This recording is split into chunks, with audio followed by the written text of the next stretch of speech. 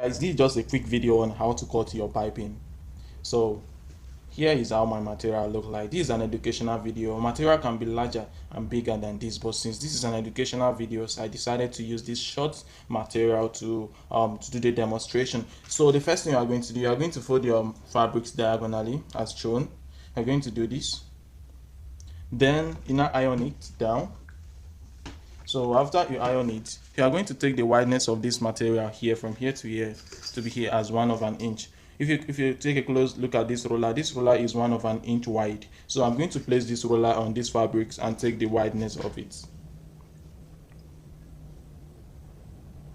As in the wideness of it should be 1/1 inch. So the next thing I'm going to do is to cut out the piping on the line you draw.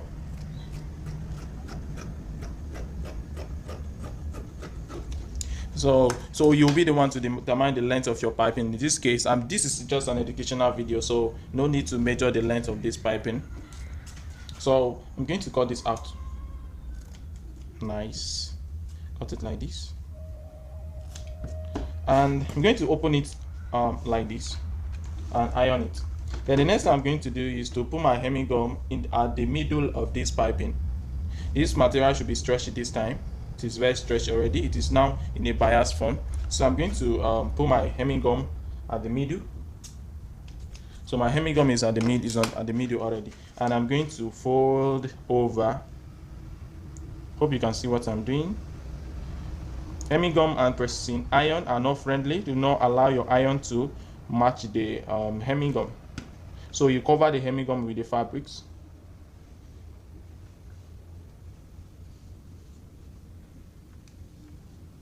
So you can see what I'm doing.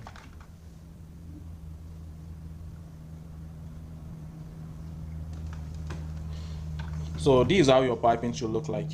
So the next thing you are going to do, you are going to fold over this piping. You're going to fold it over like this, in this form.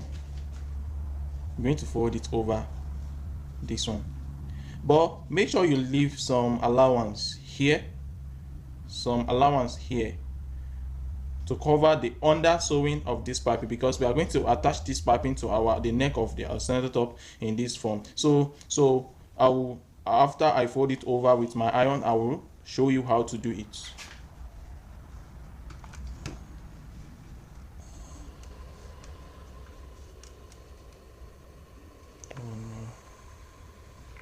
I'm sorry, this is a steam iron. You can see the steaming on my camera.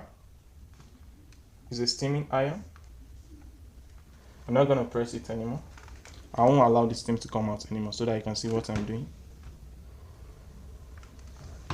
So this is what I was talking about. You can see that the one at the top is above the one under it.